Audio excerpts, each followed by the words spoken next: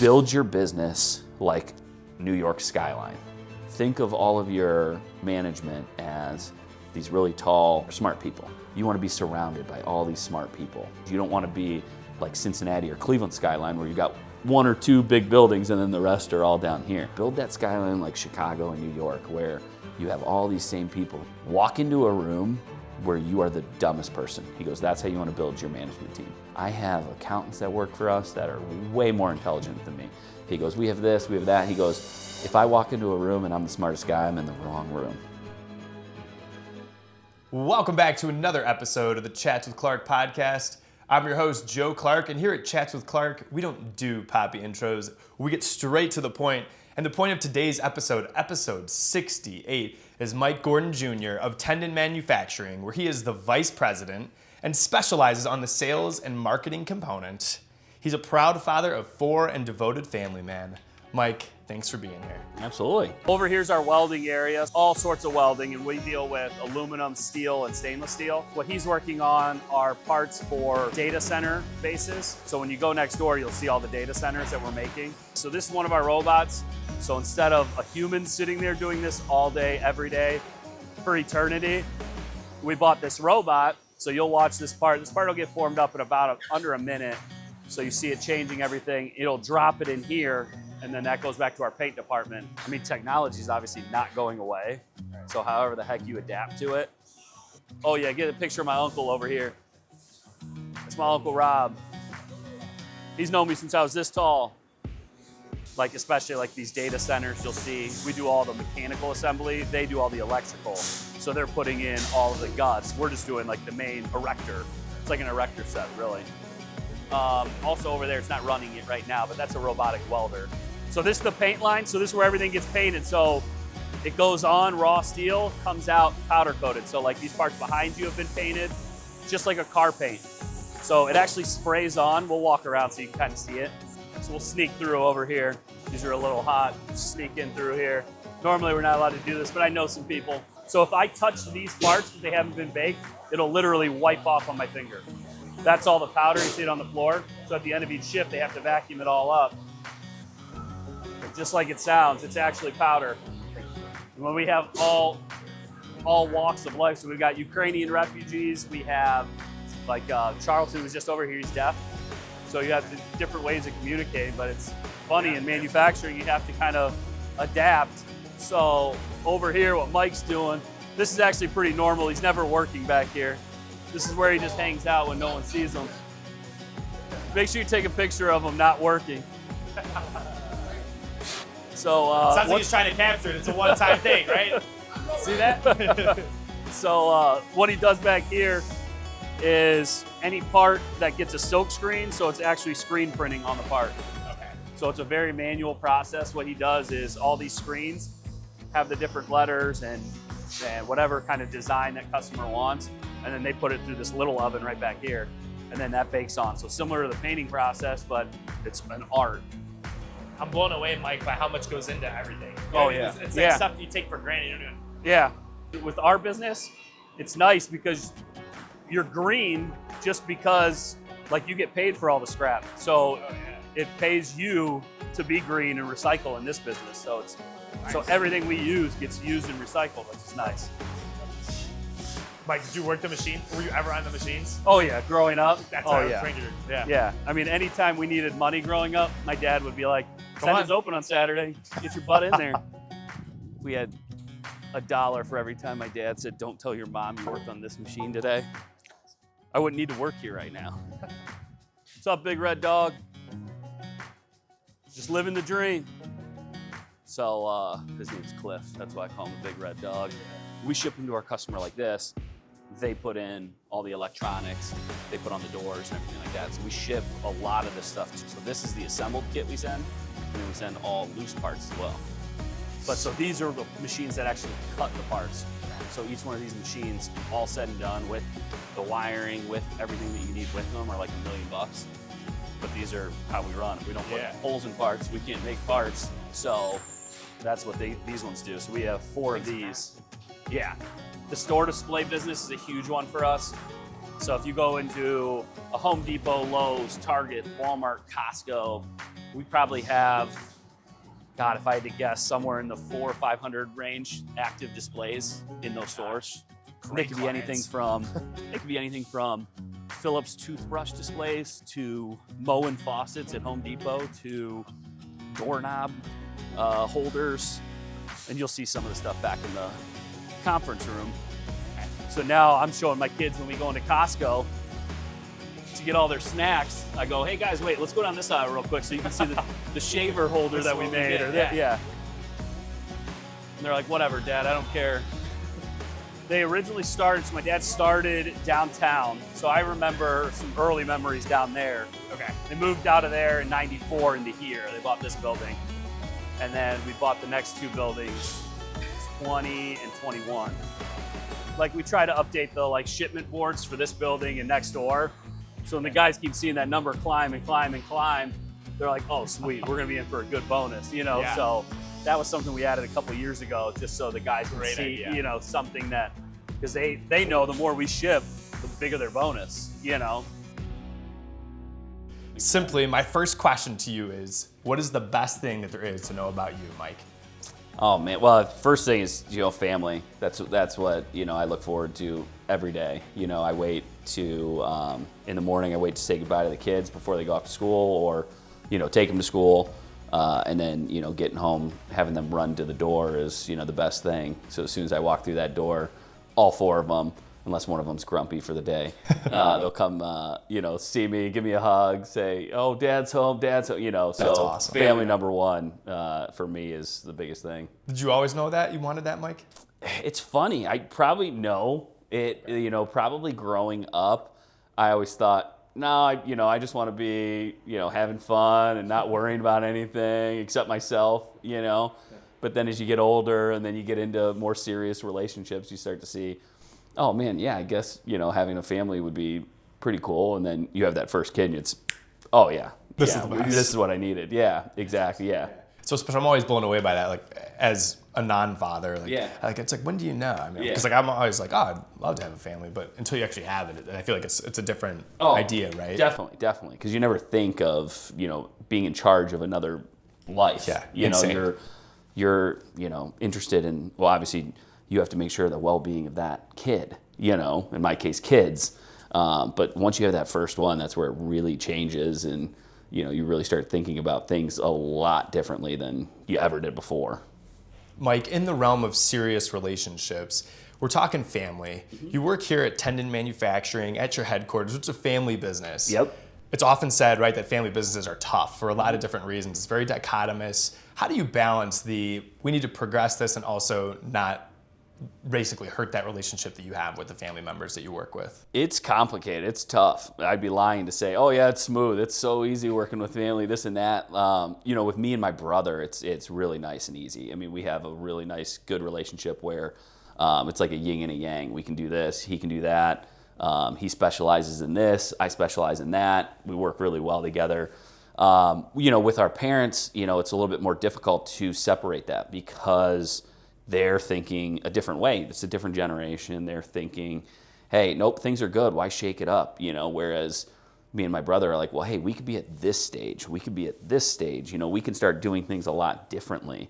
So you always have those clashes, and it is tough. I mean, if you have someone that tells you in a family business, oh yeah, things are always great and it's so easy to separate family and business, it's not, because you're, especially when we first came in, that was our boss. So it was, a different dynamic. You looked at someone that was your dad growing up. Well, now that person's your boss. So that was a real tough, hill to get over, initially. But now it's nice with, my brother and I kind of running more of the show where, we kind of bounce ideas off each other and have a pretty good relationship when it comes to the business side of things. And him and I are able to. I think it's a little bit different with a sibling. You grow up 1 second fighting with your sibling, next second you guys are best friends, and especially with brothers, I see it with my boys, 1 second they want to rip each other's heads off, and then the next time they're trading baseball cards or, hanging out watching a movie, whatever, so I think that relationship is different, and it's good, it's got its pros and cons, with a family business, but No, it's a dynamic that everyone in family business has to try to work through. In your case, it sounds that there's a nice blessing to have different personalities between your brother and your two. Yeah. I can imagine if you almost had the same personality, how that would work, because you both would want involvement, and heaven forbid you were thinking differently about something, it would just be total clashes. Oh yeah, and I mean, and you talk about complete different. I mean, so my brother was a teacher, so he was a special education teacher here in Cleveland for 6 years out of college, and where I always went the business route. I knew I wanted to get into business. I knew I wanted to go into sales. So I was working with Cintas right out of college. Adam was a teacher, so it was completely two different trains of thought. So his mind works a different way than mine works. So we work really well together in that sense. How did the conversations go, Mike, when your dad was ready to hand things over? Was it more of a begrudging conversation where it's like, fine, I'll just let you guys do whatever you want? Or was it like, hey, I believe in you guys, let's take this thing to the next level? No, it was a lot of the, hey, we got to start, doing things our way. I think it was a lot of, he didn't really want to, give up the ranks and give up the reins to the company. He still is involved, and too much involved, a lot of times. So send this to him after. Yeah, here you go, Dad. So no, it was a lot of going back and forth with my brother and him, me and my brother and him, trying to make sure, hey, if we're taking this thing on, like, we need to start doing things our way and change the way that the business operates, instead of operating this way, because that's the way he operated it for 30 years before we came in. It's so interesting because I think so many people now, like in the rise of social media, are very interested in this whole business, entrepreneurial idea. Mm-hmm. But I'm not sure how much people think about it from this perspective, where it's like, you're putting your relationships on the line. And I think it's interesting. You guys note on your website, you're penned as, quote, a testament to the power of friendship and collaboration. Mm-hmm. That struck me when I was reading. I'm like, what does that mean, Mike? Friendship and collaboration. Yes. Usually it would be, hey, this is what we do. But that was one of the first notes. Yeah, for us, it's huge, like, especially from a customer standpoint. A lot of my customers I'm on a texting relationship with. We're going to sporting events together. We're tailgating together. We are going out grabbing dinner or lunch, introducing our wives, things like that. So, like, for me, it's so big because I want that person to know, like, no, things aren't going to always run smooth, just like in any relationship. Even you and your best friends, or you and your sister get into a fight, or you and your mom, or whatever. Your mom's a saint, so you better not fight with Thank her you. mom. I know she is a saint. God bless her. Every relationship has that, and as long as you have that foundation of that friendship, it's a lot easier to work through issues. I would love to say, 100% of the parts we make are going to be perfect. You're not going to have any issues. I'd be lying. Every manufacturer in the world has issues, and the ability to work with someone, have that relationship, that's going to help you get over any obstacles that come across. It's so true. When we validate the humanity in our people, it's less transactional. Mm-hmm. And I think that's what really makes, from a business perspective, people want to come back and buy into, again, that collaboration, that friendship. Yeah, and the same thing with our employees. We always say, if we have happy employees, we have happy customers. It's you treat your employees the way they want to be treated. Like, we have flexible scheduling. Joe Schmo out in the plant might have a doctor's appointment this day. He'll go to our plant manager and say, hey, I got a doctor's appointment Wednesday. I have no idea how long it's going to take. Do you care if I just work Saturday to make up my hours? Yeah, no problem. So we have that flexibility. We have guys that start at 4 in the morning. We have guys that start at 8 in the morning. We have guys that start at noon. We have guys that start at 5, 6, 7, 8 o'clock at night. So there's so many different schedules we throw out there just to accommodate, because we know if that person is happy in their work schedule, they're going to be happy here and make life easier. So any way we can do that, we'll do it. It's so smart, especially when you're asking people to do something for you. Mm-hmm. It's so nice to cater to their talents, cater to what works for them, because they're going to buy into that. Exactly. How do you create the confidence, Mike, in a world that's, again, starting to evolve more into robots, into AI? We hear that, robots are taking your job, especially in manufacturing. Mm-hmm. How do you develop the confidence in your employees and let them know that they're not only necessary, but essential and important? Oh, yeah. It's like, I think you see it now. So, especially on the grade school level now, where you're seeing these STEM labs, or STEAM labs now that they're called, you're seeing a resurgence of trade schools in the high schools. Like for instance, we work with Parma City Schools in their welding program, and we help and we get their interns and we work with their welders. We go out and present. They tour here, they intern here. You're seeing an influx of the younger generation wanting to work with their hands because they see that, hey, I don't need to go to college to make six figures. I can be a welder, I can be a pipe fitter, I can be an electrician, I can be a plumber, I can do HVAC, I can go into any of these services because those are things that everyone's always going to need, So kind of, I always tell everyone, listen, technology is not going away. We are going to keep investing in technology, but you always need people to program that technology or feed that technology. When we were out on our tour, you saw the robotic forming arm.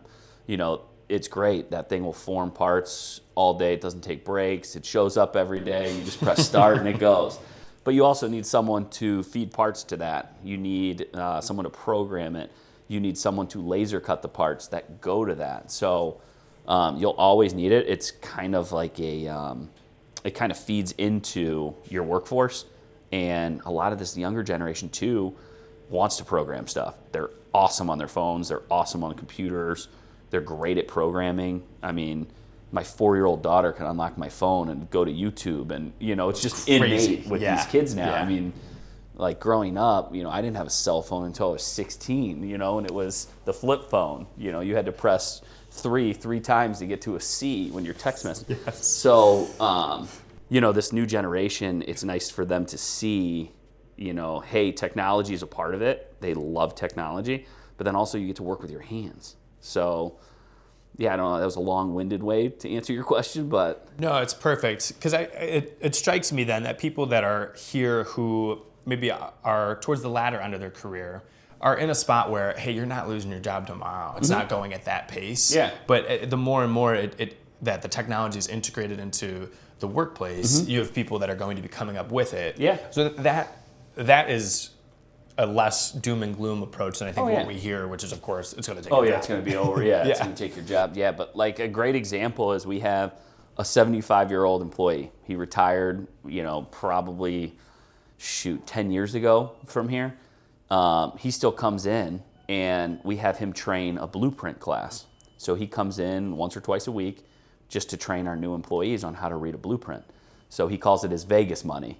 That's so awesome. He comes in, he wants to work a few hours, and it's taking his knowledge because he's been in sheet metal for 40, 50 years.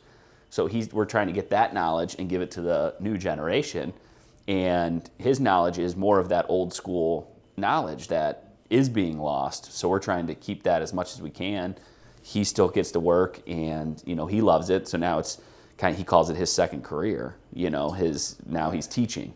So, you totally need that. You got to have the experts still too, right? Like, and that's the only thing I think when I look at technology is that we could lose is people just don't need it anymore because it's progressing. It's like, you still need the knowledge or the people that can build the house with their hands and from nothing. Exactly. That's irreplaceable. Exactly. Yeah. And the same thing, like going back to my earlier analogy with the kids in high school, when I'm telling them, listen, whether you're going to be a welder or electrician or whatever, people are always going to need plumbers. People are always going to need electricians. People are always going to need welders. I mean, you're seeing now some of these welders, especially like in the shipyards with some of the naval ships or any of the ships getting repaired. I mean, those guys can be making big time money. And, there's nothing against college. I went to college, you went to college, but some of these kids now, that know that they want to work with their hands or be a mechanic, or you don't need college. You can get a trade school. You can go much cheaper and start making money right away. So true. We have a kid from Parma High School who came to us right out of high school. So he's an 18-year-old kid. He was making probably 60 grand his first year. Meanwhile, someone's racking up 30, 40, 50, 60 grand per year in college. So his second year, he's making more than that. Third year, fast forward 5 years, he has a house, 3 cars. He's making over 100 grand, no debt. His buddy's graduating from college with, anywhere from $160,000 in debt, It's nuts. Yeah. So there's ways for these kids now that they can really, create a career and make a career path for themselves through these trade schools. Do you think that the perception of it all is shifting again? Because I think for a little bit there, it was like, hey, like you got to go to college. If you're not going to college, you're not getting a job. You're not going to do, quote unquote, well. Yeah. And I almost think it's shifting again, where people are like, I'm all in. If you're going the trades route, the working with your hands route, I'm all in. Yeah, and it's funny you say that because I definitely think it is. You know, it used to be this stigma on blue collar jobs. You know, oh, you need a white collar job to be successful. And you know, now I think it's changed where these blue collar jobs, people are seeing, wow, you can make that doing welding. You can make that being an electrician. You can make that, you know. So I think it's really changed. And it's funny, I was listening to a podcast, I can't remember which one it was, but they were talking about how resumes now or job postings used to have, you know, must have a college degree, you know, and they showed these things for some of the open positions where it was like 80% of the jobs had needed a college or required a college degree, and they said that number has dropped down to 60%. So just, you know, and I can't remember which podcast it was now, but hearing that, I'm like, wow, that's kind of interesting. So I just went on LinkedIn, you know, after, of course, 'cause I'm like, well, that's weird. Let me check. Just looking at the job postings, and none of them had, you know, college degrees needed, and they were, you know, sales positions for whatever companies. It was just kind of, you know, cruising on the website, but it is funny that you see that now, because I remember when I was graduating college, you know, back in 2011, you were probably still in like first grade or something at that point. But, you know, thinking back then, I'm like, my goodness, every job had, oh, you needed a college degree, you needed a master's degree, you know. So I think it is shifting big time. I do too. I mean, it got so far that even the internships, you'd be like, how am I supposed to get an internship if I need a college degree? Yeah. It was like, it got so far to the point where I was like, this doesn't even make sense. Yeah. And even like some of the internships used to be like unpaid. And now, I mean, it's like, oh no, you're paying, you know, top dollar. Yeah, you want talent, right? Exactly. You know, so. Taking it back for you, Mike, we're talking the college route. Initially, when you decided, hey, I want to get into the business, what was the mindset? How did you know that you wanted to step into the family business and start dissolving your expertise upon it? You know, it's funny. I always knew I wanted to get into the family business. You know, I always knew and I don't know if it was like a comfortability standpoint or what, but like growing up in high school, and I was home for college breaks, you know, like any time that I had free, you know, I would be here. Like I even remember being in Ignatius. I mean, after two-a-days, I would come here for football, and I would come here for a couple hours to work, you know, and just thinking about that is funny because, you know, obviously every kid grows up and they want to be in the MLB or play for the Browns, or maybe not the Browns, but in the NFL. You know, they always have those dreams. But then, you know, as I got older, I knew like I wanted to go in the business route and wanted to go, you know, work at Tendon. And it wasn't until I knew after college I wanted to go work somewhere. I did not want to come here after college. I wanted to get experience somewhere else, see how a different business was run. That was the best decision, you know, I could have possibly made. And so it kind of gave me this, like, I don't know what like confidence in knowing, hey, I can do different things at this job that I was working at, and, you know, see if I get away with it and sell and do this and do that and do things outside the box, because I knew, you know what, like I had this confidence that, you know, I'll make the sale, I'll do this, I'll do that, whatever, and, you know, not worry about it. And that helped me succeed, you know, at Cintas. And then once my dad's old partner was retiring, I was probably at Cintas 6 years. His partner was retiring. He was like, hey, you know, Greg's retiring. Do you have any interest?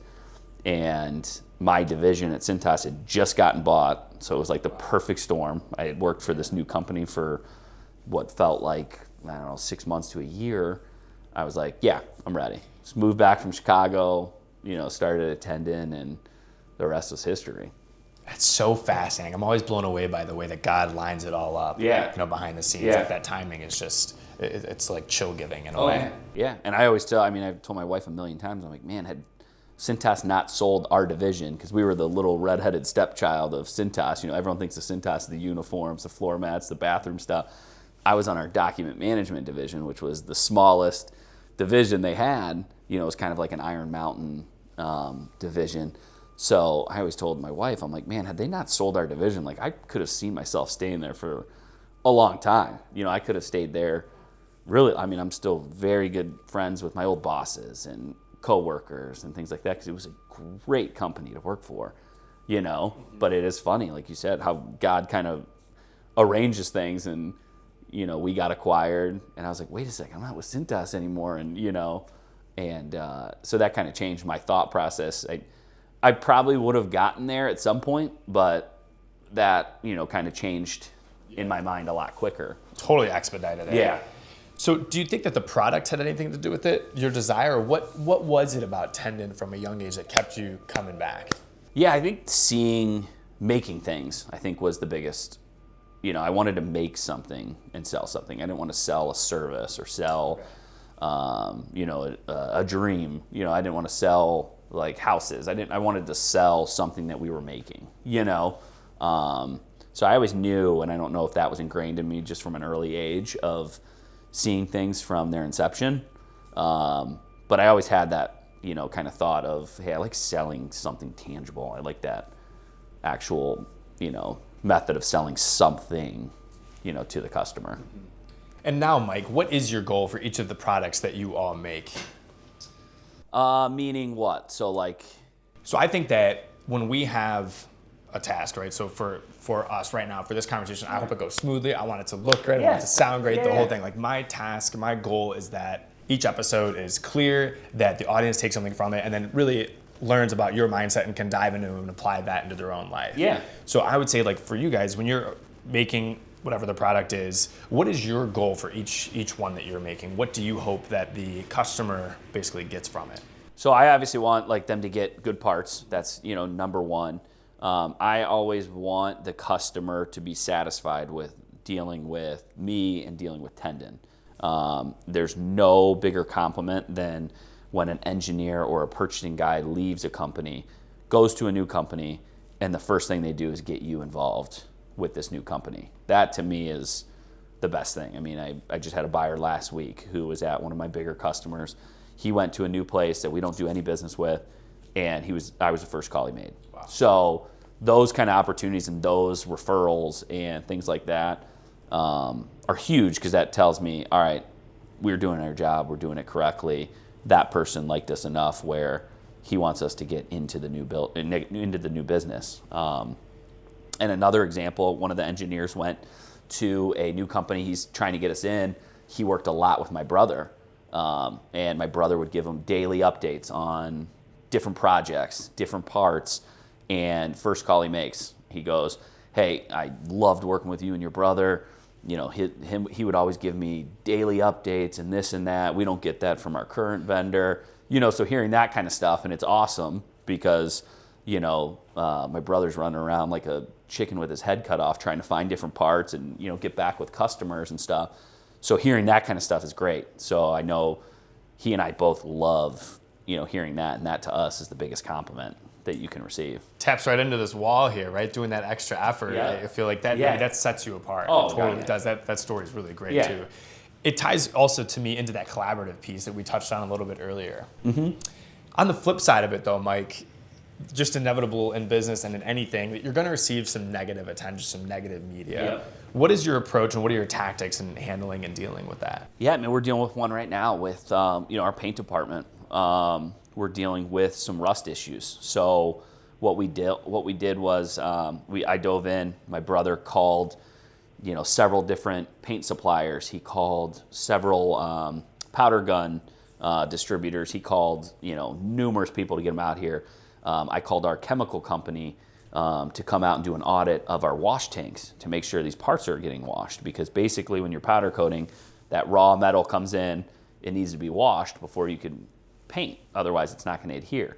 So there was something with the adhesion going on. So our chemical company came out, they gave us an audit and said, yep, your chemicals are out of whack. So dealing with that, kind of showing the customer, hey, we're working through this, we don't have an answer right now. Here's what we can nail down is not the issue. You know, my brother did an awesome job with getting different vendors in. I mean, he must have called 15 different people to get in and to show us, hey, nope, it's not this, it's not this, it's not this. So, you know, we're kind of going through like, hey, it's not this, so checking off the list of all the things it can't be. So, you know, just kind of working with our customers to show them, hey, we know there's an issue, we know this is impacting you. we're trying to nail it down to figure it out. We'll get this corrected. So, to your point, issues are always going to come up, and you just have to act quick and be responsive. And I feel like customers are a lot more responsive to you being open and honest. I always say bad news doesn't get better with time. Give them the bad news now. Tell them, hey, we're not going to have your parts tomorrow like we promised. It's going to be a couple days late. We're trying to work through this. We're trying to do this. So I think that's number one with you have that camaraderie, you have that friendship with customers. Be honest, and so they're not having employees show up to make the parts that are supposed to come in from you. Hey, they're going to be a few days late. All right, we'll work on something else until your parts get here. So true. Yeah, transparency just allows for it, right? Like clarity with anything allows us to dictate the next step and the next path. And people are naive if they think that there's not going to be a problem. Correct. Right? Like everyone knows, like, hey, things are going to happen. Exactly. And as long as you're returning more often than not, you're going to be quite all right. Mm-hmm. It's so interesting to me, Mike, because it's a lot of the principles is what I love about having these conversations. A lot of the principles that we talk about can be applied to just any field. Yeah, right? Like you could that lesson of acting quickly when a problem arises, being transparent, and again, it doesn't get better with time. Is applicable to anyone in any relationship setting, from a business, from personal, whatever the case may be. Yeah, absolutely. Mike, as the marketing and the salesperson guy here at Tendon, what do you see as the end game? So I definitely see us continuing to grow.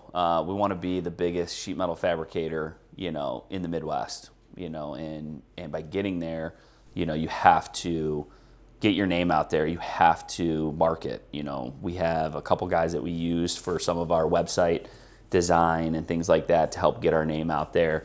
Referrals are obviously the biggest source, because if an engineer is referring you, you're getting in on the ground level of their design work. You're helping them with the design for a product that's going to launch. So I would say the end game is to continue to grow, and by growing, that you're going to be a trusted supplier to a lot of these guys, and a lot of that stems from being a good vendor to them. Being reliable, being transparent, being able to be open about things going on, and obviously delivering good product. That's huge. The product piece is always important. Oh, yeah. Yep. Oh, yeah. That tends to be a big one. I feel like that's always a good start. It's like, it could be great if you have a garbage product, no one cares. Yeah, exactly. Mike, what keeps you fresh outside of work? What keeps you fresh? I notice that you spend a lot of your time and you share your gift of communication and the wisdom with a lot of schools around here, right? Like schools that you went to, schools that your kids have been to and that you're involved in. You mentioned Padua earlier and Parma, all these different schools. Yeah. Why do you use that avenue to keep you fresh? And what else do you use to keep you fresh? I like the community aspect of it. One of the big things, so my wife and I were heavily involved with a lot of the Ukrainian refugees coming in town. We sought housing and furnished over 100 houses for Ukrainian refugees. That's awesome. Congrats. We employ, at the highest point, 40, 50 Ukrainian refugees here. Wow. So I think it's just kind of a sense, especially going to Ignatius, you're always taught to be a man for others. And I think that was really ingrained in me. And you see the joy in helping people that can't help you. I always like giving back as much as we can. My wife's at the school as much as she can with the kids, So I like focusing that. It helps get my mind off business, and it just gives you a sense of fulfillment that business doesn't. That's definitely a big avenue for both of us. And then obviously, we have our fun too. We do a lot of trips up to Kelly's Island, so that helps us get our minds off things. Trips with the kids, and then playing sports with the boys and stuff like that. That mindset, Mike, that it's bigger than you, I think is so powerful just to have across the board. Yeah. For someone who maybe feels like that's a struggle, because you mentioned Ignatius, and that's an awesome opportunity that formed that for you, right? You mentioned that from a young age. So for someone that maybe doesn't have that formation in them, what would be your piece of advice for looking at how they can better realize it's bigger than them, or give back and appreciate those types of things? There's so many good groups out there. The State Club Foundation is a great one. It's a business networking group with a service purpose. So it's a bunch of business professionals getting together serving food to the homeless, filling food pantries, just getting out there and kind of seeing. I mean, once you see people out that are down on their luck, or don't have things that we have, or once you can kind of help those people, I think it becomes an addiction, so to speak, for a lack of a better word, I guess. It's just it's very fulfilling, and I think once you experience it, it really ignites that fire in you. A great example. It's funny, I'm with my kids at the Cavs game, a couple weeks back, and we're walking out, you're downtown. It's, late after the game. It's, 9 o'clock, 10 o'clock, whatever it is. And, there's a couple homeless guys. So my daughter goes, hey, they have signs that say, change or money or anything like that. So, I gave her a $5 to go run over to each one, and she hands them over, and she's talked about it for the last several weeks. She just brought it up to me. I was driving to school the other day, and she goes, Dad, I think those people would be hungry. Do you want to bring them sandwiches one day? And so we were talking, we were around the dinner table, and we're talking, and she goes, for Lent, and my wife goes, and you don't have to give something up. You can do something more. You can do something, go above and beyond. So she had the idea, and she was like, why don't we have a bunch of my friends over one day, and we'll make sandwiches, and we'll go, deliver them downtown. And I was like, love that. And hearing that is so cool, as a parent. God, yeah. Yeah, you raised that. Like, yeah. I mean, that's what you're raising. Like, that's stemming from Rachel. Yeah, that to me is like the best thing possible. Absolutely. Any parent that's hearing that right now is like, I want my kid to do that. Oh, yeah. You know what I mean? Like, I want my kid to have that such a servile heart. She can be a pain in the butt. Can't we all? But to me, I'm like, that's huge, because I know me growing up, some of my teachers would see me now. They're like, man, you were a pain in the butt, but like, see, you make good later on. God, I always tell that to my mom, like when things, whatever, or I always tell that to her, or anyone really.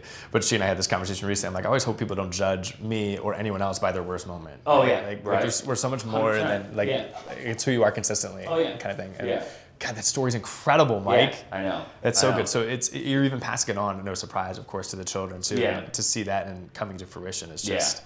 Yeah, that was one of those proud dad moments. I'm like, okay, well, that struck. That was good. I'm glad. You have to text me and let me know how that goes. Yeah, you guys, I would love to hear about that. Yeah. As a quick aside for our audience too, we can fill you in on that too. Yeah. But it's so important, right? That bigger than you mentality is so important, and it drives, because I always share that when I'm feeling down and out, that's something that I always turn to. I'm like, okay, it's way too about me right now. It does not need, why am I feeling some type of way, right? Yeah. And one of the quick ways for me is like, I'll send someone an audio message, send someone a text like, hey, like, thinking of you, whatever, right? And you start, like, if you start putting yourself in the framework of the other person, whoever it is, then it's like, okay, it's bigger than you. It takes you outside of that and puts you in a state of like, I want to put good in there and just radiate goodness and put that towards someone. Yeah, no, 100%. And that's so true. I mean, you always sit back and you can say, woe is me with something, you know? Right. But then at the end of the day, you're like, okay, I'm healthy. I have a job. I have a roof over my head. I have food. And like, you think about it, and there's tons of people out there that aren't, that don't have that thing, that don't have that warm coat, that don't have this or don't have that, So you always sit back and think, all right, what am I doing? Like, put yourself, like you said, in someone else's shoes, and then it makes you really think and put things into perspective. That piece of advice too, the woe is me, is I think maybe a dangerous situation we can all fall into. And we touched on it earlier a little bit. I wanted to dive back into it from the entrepreneurship sense. Yeah. With it rising in social media and with people thinking that they could take on the world, which is great. I love that. What would be your piece of advice to someone who's starting out, who's thinking that maybe I do want to go the business route? I think with the business route, I mean, you always have to know there's no like off switch. You're always thinking about the business. You're always, that's your baby. That's, there's so many times I'll wake up in the middle of the night like, oh shoot, I got to make sure in the morning that we're, ahead of schedule on this, or I got to make sure I call this vendor to see if they can help us out with this, or, different things that go on, but your mind never fully goes off, of the business. And there's so many times where I always tell myself, I'm like, all right, I get home, not looking at my emails, being present with the kids, example of last night, my wife and I were out to dinner with the kids. We just went out for, pizza, nothing crazy. And we're sitting there, and of course I get, bad news via text, and I'm like, oh, and, it just puts you in a bad mood. And I'm like, why did I even bring my phone in? Like, because you can't change. So then I'm like quickly trying to like divert. I'm like, we're having a great night with the kids, and, so you never can turn your mind off of the business.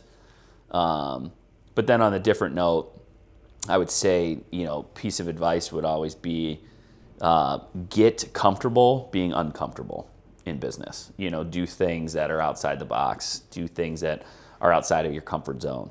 The biggest thing in sales especially is, go and make that extra call. Is it fun picking up your phone and randomly calling a company that you've never dealt with, cold calling? No, it's never fun, but make it fun, make things, your own, and get comfortable doing it.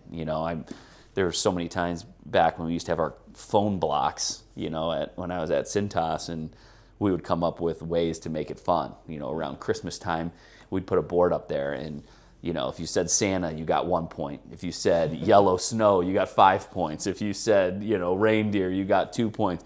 So we'd have someone up on this board just chalking off all 10 of us making calls, making it fun, doing different things, to make the uncomfortable more comfortable. That's what makes it memorable, right? That's what gives that lasting impression. Exactly. I was just listening to something the other day. Do you know who Jesse Itzler is? Yeah. So he was talking about when he had Marquis Jet, he had a big meeting and he was going for it, and he's like, I was so late to the meeting. He said something came up in the morning, and I was so late to this meeting. So he said, I bought a wig, and I went into the meeting with this like wig on. He like totally just decked himself out, looking like basically like a fool. Yeah. And then so they were so off put by what he was wearing that they didn't even realize. Like it was like, yeah, you just like they left the part that he was late behind, Yeah. and he's like, I ended up sealing the deal. Yeah. And he's like, I attributed it to just being uncomfortable and going in there and being like, this is what I got, and just delivering that great product in a way that was creative and innovative to basically in this case, cover up his losses. But that's fun. Yeah, because I think so much with the entrepreneurship realm, we tap into that. Like we see like, the grandiose idea, but there's such a humanity of you can't switch it off. Or I'm out to dinner with the kids and I get the bad news, and now I got to get out of that headspace. Yeah. Like, I think when you go into the business world and you try and start something, you put all of yourself into it. Mm-hmm. And you can only do that in so many ways, right? So then you want to give all yourself to other parts of your life too, but it just ends up being interchangeable. Yeah, oh yeah. And I think that's the part that is like overlooked, if you will. Yeah. So I think your advice is beautiful there. Yeah, and a great example, I was just with a business owner the other day, and we were talking over lunch, and he said, he's like, it's funny, growing up in a family business, the family business was brought home because, the money that the business was making was the money that we had. When times were bad, we knew it at home. When times were good, we knew it at home. Like, he was like, that's something that, the family business is part of your family's business, so he goes, there was no way to take that out. When you're part of that process too, you're not just at the end, right? Like people often think at the end, it's like you don't have any problems. Like, how could it be hard? And it's like you're only seeing the end product. Yeah. What about what about all the times going through it? Yep. They don't see the waking up at 4 a.m.s. They don't see the, doing day trips down to Tennessee to visit a customer where you leave at 6 a.m. and you're getting home at midnight. So they don't see that kind of stuff, but they see the end. But there's a lot of hard work that goes into owning a business. If you were to look back at 10-year-old Mike Jr., what would you tell him now that you wish he would have known then? Buy Bitcoin. Okay. As much as you can. Real. Yeah. But that and Amazon probably. No. Yeah, no doubt. I would say don't worry, it's going to work out, because I think so many people now, and social media I think plays a huge role into that. I think people are so dead set on focused on, different things. Like a good example would be like, by 30, I got to be married and have kids. Up by this age, I got to buy a house. I think by this age, and I think a lot of that is so, driven nowadays by social media. You see Joe Schmo posting on, LinkedIn that, he's got this new thing or that new thing. And you see that now and you're like, man, well, I gotta work harder. I gotta do that. So I would just say, it's going to work out, how it's going to work out, enjoy the ride, that takes you there, and try not to stress out as much, you know? Throughout that life, Mike, I think we all have inspirations too. Mm-hmm. Who would say are some of your biggest that you either knew or don't know, and what have you taken from them? Oh man, there's so many. I mean, one was my old boss at American Properties down in Cincinnati. He was a part owner of the Cincinnati Reds, and I remember interning there for 2 years, and I was always nervous to go talk to him, like, because he was so busy. He was an important dude, you know. I'm just a college kid that needs beer money, you know. So I remember when I knew I was leaving, it was at my senior year, and I only had like a week or two left, and I had sent him an email. Like, we had talked very little, you know, because I had my boss and I worked on these different projects. So I remember sending him an email and just said, hey, any chance we can talk? Like, I know this was your dad's business. I want to get into my family business at one point. Like, just wanted to pick your brain. And he was like, absolutely. You know, you want to come in 15, 20 minutes? Tell me when. So I remember sitting down with him, and we ended up talking for an hour and a half. And one of the things that struck me that he said was, build your business like New York Skyline. He goes, think of all of your management as these really tall, you know, smart people. He goes, you want to be surrounded by all these smart people. He goes, you don't want to be like Cincinnati or Cleveland Skyline where you got 1 or 2 big buildings and then the rest are all down here. He goes, build that Skyline like Chicago and New York where you have all these same people. He goes, walk into a room where you are the dumbest person. He goes, that's how you want to build your management team. He goes, I have accountants that work for us that are way more intelligent than me. He goes, we have this, we have that. He goes, if I walk into a room and I'm the smartest guy, I'm in the wrong room. So that's always been one of the biggest things that has stuck with me. And then another good one was this guy, Jimmy Miller, who I worked with at Cintas. And when I started out, I was a management trainee. So it was pretty much you were working out in their plant and you're kind of seeing the business from the floor level, but you know, they want you to be a manager, so you're seeing everything. And he was one of the supervisors, and I always remember his famous phrase was, get it done. I don't care, get it done. You know, and that was always it, but he would always say, like, figure it out, get it done. And so that's always stuck with me because it was so funny, because it was like, you know, if you went to ask a question, you knew you were going to get a response that was going to be similar to that.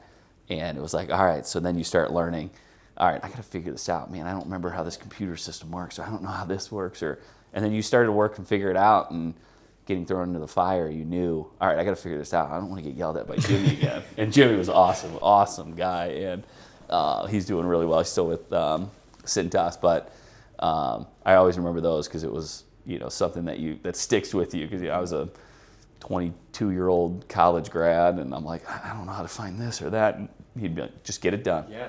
Just get it done. Yeah, first you learned how impressionable we are, yep. Right? Like that the people around you matter. And I've always been told, a mentor of mine always says that the essence of leadership is to surround yourself with people who are smarter than you. Yep. Right? You learn that right off the rip. And then you also learned, like, I'm not just asking questions here. I gotta put myself in and ask my own questions and then learn and go from there. Exactly. Before you trouble someone else, basically, right? Like, there's so much to that hard work component. Yeah.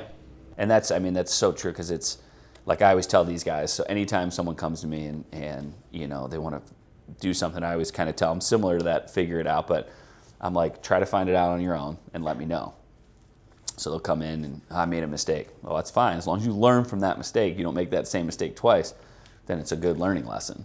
So, you know, I always try to tell the guys that, so that way I'm fine with you making mistakes, as long as you don't make the same mistake twice, you know. So that one mistake is such a good learning lesson. We've all done it. I've done it a million times. You know, when I first started here, I didn't know, you know, prints could be in millimeters or inches. So I'm looking at this part and I'm like, man, I need all this material. This is a ton of material. So I order a ton of material, realize, oh no, I only needed like a third of the material I ordered. So those are all lessons that, you know, you make that mistake once, never forget it. You know, so now I'm anal when I'm looking at prints. I'm like, okay, good, millimeters, you know. So that's the first thing I always think of.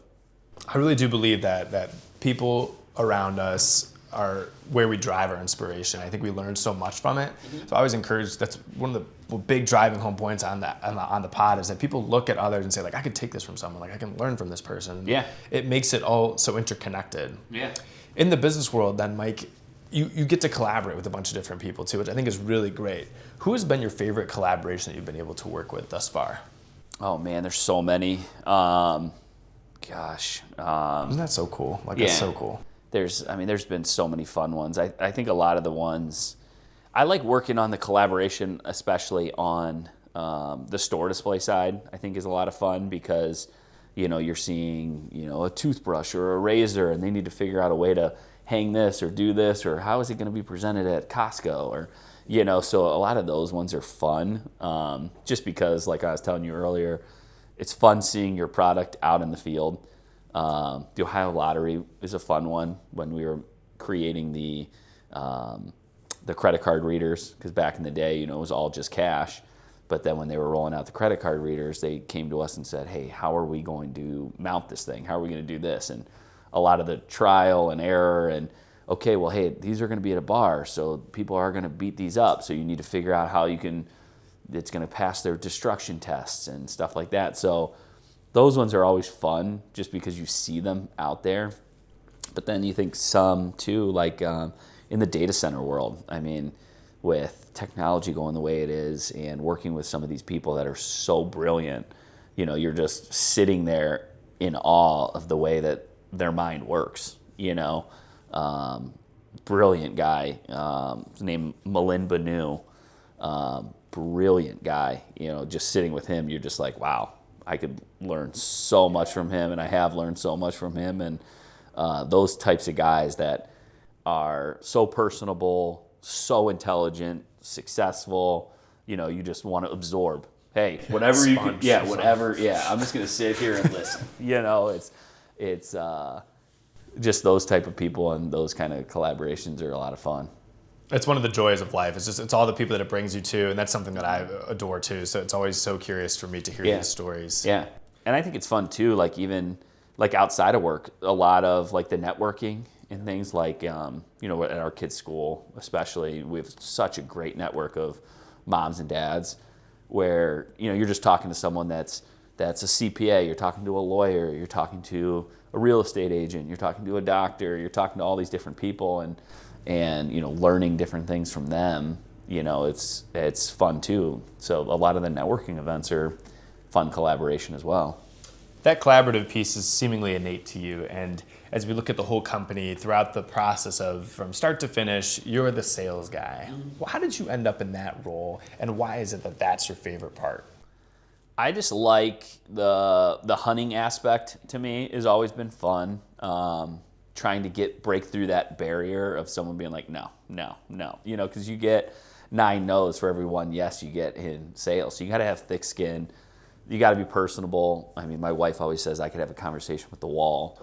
So I love meeting new people, talking with people, figuring out stuff about them. To me, that's always been a huge component of sales, because once you have that connection with someone, it's so much easier to do business with. And even outside of work, with friends and parents of the kids at school, getting to know people, just talking, and it's something that's obviously lost because you got people walking around like this nowadays. I just saw someone walking, their dog the other day like this. That's crazy. Yeah. And, like the dogs in the street. So I love, that kind of aspect of talking to people. And my wife makes fun of me because she calls me the neighborhood dad, because I know every parent and stuff, because we're walking with the kids, I'm talking with people in their driveway, and you got 2 options: you either know all of them or you don't know them, right? Which is worse? I don't know. I know, right? So I just enjoy the camaraderie side of it, and talking with different people and learning different walks of life. And like you said earlier, you can learn so much from people just by talking with them. That personability radiates from you, Mike. So it's a real pleasure. No, truly, Mike is just one of those guys whose energy just bursts at the seams when you see him. Is always smiling. So I appreciate it. Absolutely.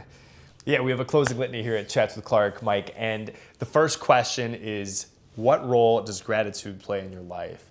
Well, I'll let you ponder it. My contention is that people who live with gratitude on their heart, on their mind, and try and live that out, have a better life than those who do not.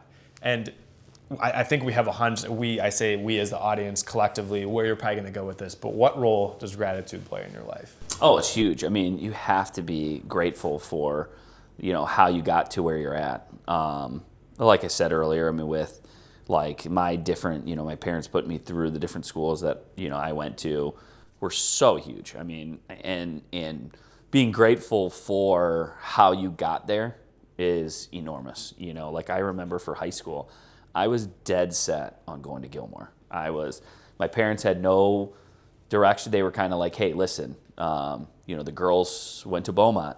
They were from Columbus, so they had no ties to school here in Cleveland. They said, it's up to you to pick where you want to go because your two brothers are probably going to follow where you go, and I was dead set. I was Gilmore. And then like 2 nights before we had to submit everything, I was like, you know what? I think I want to go to Ignatius. And looking back at that, I'm like, some of my best friends, some of my best connections, some of the greatest things I've learned. To me, high school was the biggest formidable 4 years, in my life. You went from an immature kid getting in trouble all the time. Not in your case, you were probably well behaved, not like me. We all had our times. But to getting out, and now I think back to, some of the things that we learned there and the way that you change your thinking, and so being grateful for the path that got me to where I am. Obviously grateful for my wife. She's made me think completely different than the way I used to. It's a powerful mind. Yeah. Just powerful. So hopefully she watches this, so I give her credit. But no, being grateful for how you got to where you are, and then obviously I love to give back as much as I can, and that's kind of how I show, being grateful for it. So hopefully I helped out. Hopefully I was that random person that helped this person out, and they look back and think, man, had it not been for that, like, holy smokes, So just a quick side note story on that. As we were walking through the plant before the episode, everyone that Mike saw, Mike had like a nickname or some fun way of saying hello to them, which really stood out to me because it's so cool to be able to really validate and like say, hey, like I appreciate you, in a way of knowing someone's name and giving it to even like one of the guys' name was Cliff and you were called him the Big Red Dog. That's awesome, right? Yeah. So that type of being personal, that type of love that you show, I think is a great way to show that gratitude for people too. Just a quick story on that. Oh, I appreciate that. Absolutely. Yeah. The second question, Mike, kind of ties into it because I think part of that grateful process and being grateful for where you come from ties into regrets. Mm-hmm. Do you have any regrets in your life? And if so, what have they taught you? Yeah, I mean, definitely, like going back to being a pain in the butt, kid, throughout grade school, I'm sure, portions of high school. But, the biggest regret, and I always make sure it's the first thing I always tell my kids when they wake up and, before they go to bed, the only thing I care about is you being a good person, and there was plenty of times that, I was either a bully or an a-hole or a little derelict kid in, Mrs. Schuler's class or whatever. So, I would say that's probably my, a big regret is not always being a good person. So I always like to instill that in my kids to make sure, hey, don't misbehave like I did when I was younger, and so as I've gotten older, I continue to try to, change that narrative and I still am a smart ass at times, but sorry for the language, for not allowed to You're totally good. Yeah, I think that would probably be my biggest regret, Yeah, it also shows the values of where you are too. Like if you value that, it's obvious of, hey, like I don't want to be this devious individual towards anyone. Mm-hmm. You're so past that. Which we all have those moments, and to reharp it, like I hope no one judges anyone by the worst moments, right? Yeah, there's so much more to a human being than those dark times. Yeah. So yeah. Kind of in a fun way, I think that it's important to have something on your calendar that you're looking forward to, because I think life's exciting. And again, we mentioned Itzler earlier, like that's the Misogi, the idea that like every year, in this case, I think in general on your calendar, you should have something that you're looking forward to because it creates that excitement, that zeal for life, and is something that you're going to cherish with people around you. All that to say, What's on your calendar, Mike, that you're looking forward to? Oh man, there's a couple on some different levels. I think biggest one, like with my daughter, she has her first communion this year. So exciting. So that would be fun. She's super excited. She just had her first reconciliation, so it was really cool seeing her go through that. So the daughter that's about to feed the homeless has to go to reconciliation. Yep. I can't imagine what that sounds like. Yeah. So no, she has her moments too. With my boys, I'm really excited for them to play football again. They really loved it, and they got to play CYO football this year for the first time, and so that was a lot of fun.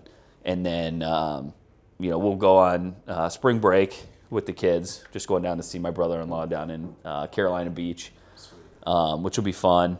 And then, of course, the summer, we love summers up at the islands. So as soon as we can open up the house in Kelly's, I can't wait to get up there, and that'll be a lot of our summer. I think it's really cool for the audience to hear two different ideas of like, if someone's looking forward to it, there's a reason. And again, all these stem from the people in your life. So I think it's really cool for the audience to hear like, hey, I should try that, or I should think of this, and take some influence from that. Yeah. All right, Mike, fourth question. Ready? This is a new one. Okay. Every night when you lay down to go to bed and you're reflecting on the day, what is it that you hoped to have brought to the world that day? I'd like to think that I made a positive impact or made someone smile that day, as cheesy as that sounds. I remember hearing about it a while ago, and it was like, just smile, just, try to make someone laugh, just because you have no idea what they're going through, and it could be someone random at the grocery store. My wife makes fun of me all the time because I always talk to people at Costco. But I'm like, I don't know, if that person's having a bad day or, and if I could make them laugh or smile or something that could make them go home and be like, yo, I heard this funny joke or this story or, this or that. That would probably be the biggest thing. Or if, somehow I had a positive influence on someone's life, whether it be, through our service that we do or just regular day-to-day, chatting. There's endless opportunities for it in each day, and you're definitely doing that each day, Mike. Yeah, that's for sure. I appreciate it. Yeah. My final question, Mike, is there any piece of closing thoughts or advice or any monologue you want to give to a specific portion of the audience or the audience abroad?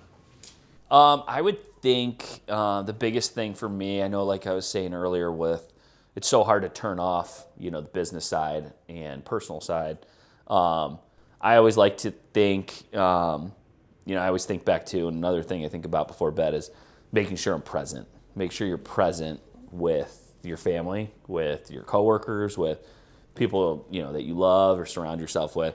I think that's huge. Like I said earlier, you have so many people that, live their life like this now. And I'm guilty of it. I have my email, I have texts, I have endless scrolling, it's stuff on your phone. But I think being present would be my biggest advice. There's so many times, like they always say, you have 18 Christmases with your kids, or you have these many birthdays, like where kids are having a good time and loving, So I always think about, all right, was I present today? Was I, playing with the kids? Was I doing this? So being present would be a huge thing that I would recommend. It ties right into that gratitude piece. That's really how you just appreciate life, right? Yeah. Like if you take each moment and you can actually be present, live it, Yeah. actually live it, not just let it happen to you. Yeah. Then that's, I think, like the greatest appreciation that we can show for life and make the most of it too. Exactly. How else are you going to develop the relationships and the experiences that you have? Yeah. Right? Yeah. Yeah. Mike, this has been glorious. I'm so excited to have you on. I'm happy that we made it happen. Yeah. Episode 68 of Chats with Clark. We'll put Tendon's links down in the description below. And Mike, if someone wanted to contact you, what would be the best way? Email is probably the best. We'll have Mike's email in the description below as well. Definitely check out all that's going on here at Tendon and be in touch with Mike Gordon Jr., who's handling the sales, the marketing, pretty much everything here at Tendon with his brother. Shout out to his dad too. But Mike, again, I can't thank you enough for hopping on to episode 68 of Chats with Clark. It really has been a remarkable conversation. Thank you. I appreciate it. Thanks for having me. Yeah. As always, if you haven't hit the subscribe button, I don't know what you're waiting for. We just keep bringing top tier conversations to you, and you're not hitting the subscribe button. I don't know what's going on. But we're waiting on you to do that. We look forward to seeing you next time. I'm your host, Joe Clark, signing off of another episode of Chats with Clark. Thanks for listening.